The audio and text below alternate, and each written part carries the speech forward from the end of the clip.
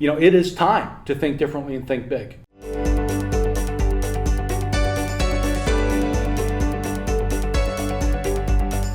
Hello everyone, and welcome back to Passion Sundays, the best way to end a week and start another.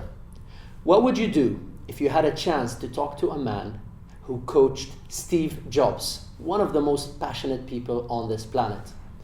He is also considered to be one of the top 10 executive and leadership coaches in the world. Now let's talk passionate leadership. John, how are you? Moustafa, great to be here. Thank you very much. Thank you. My honor. You just did a phenomenal job on stage. I love the energy and the passion that you deliver. Thank you very much. And obviously when we're talking to somebody who is known to be the man on leadership, the first thing I'll ask you about is, how does passion make a good leader? Passion starts in the heart. And we just don't have enough leaders out there, Moustafa, who operate from the heart. And it's a feel. And we're so intellectual. In fact, I made the point today that we have really, honestly, almost too much intelligence. We've got to shift if we're going to be moving people to a much stronger model of leadership where leaders are operating from their heart, feel, where they can touch the hearts and minds of others. Okay, and I'm definitely going to have to ask this question. Yep. I mean, you've had the opportunity to coach and work with Steve Jobs, so to me he's one of the top passionate people in the world. Absolutely. What have you got to say about his passion, and how does that make him a successful leader? I think the thing that I learned in 2 coaching sessions was his creativity, his innovation, his comfort with being uncomfortable, as being disruptive, thinking outside the box, never resting on laurels, continuous improvement, all of that energy he brought obviously to the world. I think that's his legacy. In addition to the creativity was the passion for breaking the comfort zone. Mm-hmm. If you look at the Apple culture that exists today, Moustafa, it absolutely was formed when he came back in 1997 on the heels of that speech in Cupertino, California, because he communicated to his people that it is time to think differently and think big. Mm-hmm. So you talk about passion, right? Okay. That's what I would say. So this brings us to an important question. How do you transfer that passion? Because there are a lot of passionate people. Right.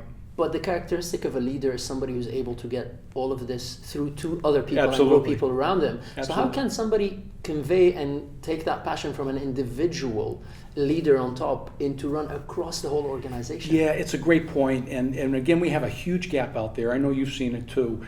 Authentic. We need authenticity. And I think when we start to see leaders who are real, I mentioned today the CEO of Genpact, Tiger Tyagarajan. What an absolutely amazing CEO, 54 years old, running Genpact, 60,000 employees. And I sit down with him and he's perspiring. And he's so excited talking about the privilege to lead people, and have an impact on their families. I was worried that he was getting sick. But in reality, he told me, he said, listen, how are people going to be passionate in my business unless I show passion? So we need more leaders to show passion. Don't be afraid to be passionate. Be a role model around that. I think also when you look at passion, it's going to come from giving people the sense that they believe that they have the skills and capability to drive the business forward. That's going to give passion and motivation. And I think a sense of being connected and aligned with a mission, that's going to drive passion. Beautiful. And talking about now moving that from just being a passionate leader into creating a culture, and that's going to require a bit of structures and systems around it. Yeah. What's the best way for a leader to convey that passion in a structured manner around the organization? I think there's a number of steps that any leader can do to create a culture. And I do think, without question, think differently, think big. I think you got to be vulnerable. I think you got to have the guts to open up and say, I'm good here, but I got to improve here. I think the third thing is you got to leverage your strengths and gifts. And I think you got to leverage the strengths and gifts of your people, not just focusing on the development needs, right? I mean, everybody wants to do that. But what about your gifts and strengths that have served you well that we can continue to leverage and polish those strengths like an athlete, right? I think having the courage to execute is a great thing that a leader can do to create that culture. Being vigilant as you execute. Look around, be vigilant to what's happening. Course correct based upon what you see. And I think the most important thing is to have a mindset around being privileged. This is a privilege to touch the hearts and minds of people, and if you operate from the standpoint, that mentality of it's a privilege, then it brings so much more value and passion, I think, to the workplace. Awesome. So that's an amazing point. And how worried should a leader be when they start applying passion systems with the organization about people turning out to be not actually the right fit? Because when you start doing this passion work, you're obviously going to come across people that are not there. And if they really wake up to realize that their heart is not there and they just don't want to be passionate about being here, what's the best solution? I think there's a couple of things. Amazon with Jeff Bezos' story that broke about a year ago, about 6 months ago actually, in New York Times. I was interviewed for that story. He really took it was pretty tough. Disgruntled employees were leaving because they didn't like the evaluation systems that were in place. So to me, Moustafa, the culture didn't fit those people. So I think it's important for companies to make sure that they give a realistic preview, right, to people about this is the world that you're coming into. And this is what it's like to work in our environment, and give that realistic preview and give people the choice to opt out up front. Obviously mistakes are going to be made, and when somebody doesn't fit a culture, it's important that they be exited, honestly, or they make the choice to exit themselves. Okay. That's what I would say. Yeah, I totally agree with you. I mean, I think in one of the interviews, somebody said, well, those are the kind of people you want to give to your competition. Absolutely. Well said. Yeah. I would agree with that. So a cleanup is not bad. It's a good thing. It is a good thing. It's a good thing. Absolutely a good thing. And talking about values, which you touched upon earlier. Now, do you see a match between values and passion? Does passion come from knowing your values? Yes. Okay. I would say the three values that drive passion would be being other-oriented.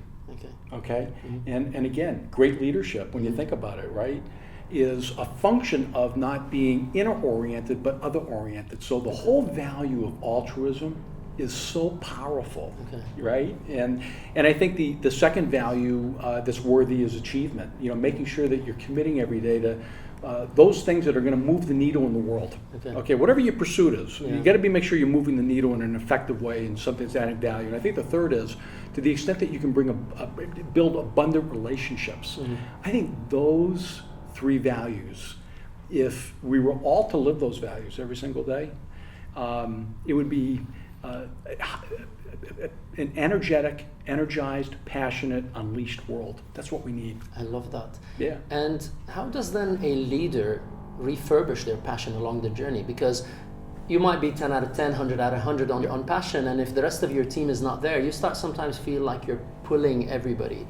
And how does a leader find that and tap inside and say, you know what, I've got a way to find my own passion even if everybody is low, because he's the one giving it to everybody. Right. But where does he get it from? Yeah, and I think, I'm a big proponent of calibrate, recalibrate. So I think it's important that every night before you put your head down on the pillow, you reflect on the essence of your day, and where things went well, that's great. You give yourself a quick pat in the back. Okay.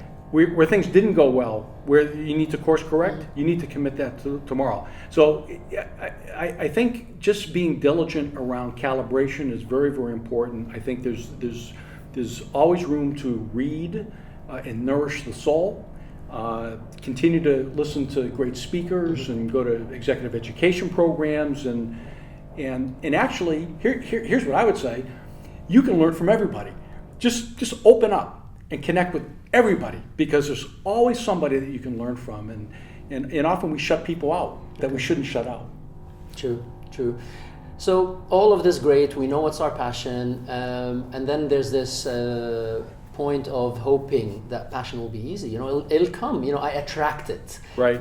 Is it really that, or is there going to be a lot of hard work to make passion come true? I think for a lot of people, it's an ebb and flow, inevitably, because reality hits.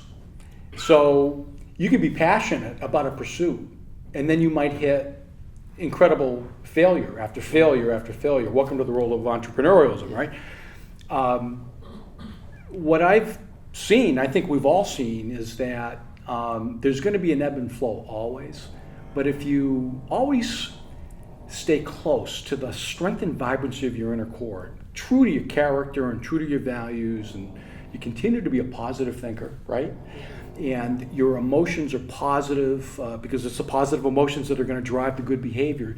You're going to be able to work through it, being persistent, and ultimately you're going to overcome it. So inevitably ebb and flow, but success is staying with it and being persistent, and so that's how I would look at that. I love it. Well, I love the obvious passion and energy. Thank you. Thank you very much. Thank you. I'm sure you all enjoyed and loved this with a passionate leadership coach. He's phenomenal. So thank you very much, John, for having us here. Really appreciate it. Thank you, Moustafa. Thank you. Passion! What do you think? I would really love to hear your opinion. If you'd like to stay engaged, subscribe to our social media channels, and if you want even more valuable interviews and tips and tricks on how to live passionately, then go to MoustafaHamwi.com and subscribe to our Passion Sundays newsletter. Until the next episode, live passionately.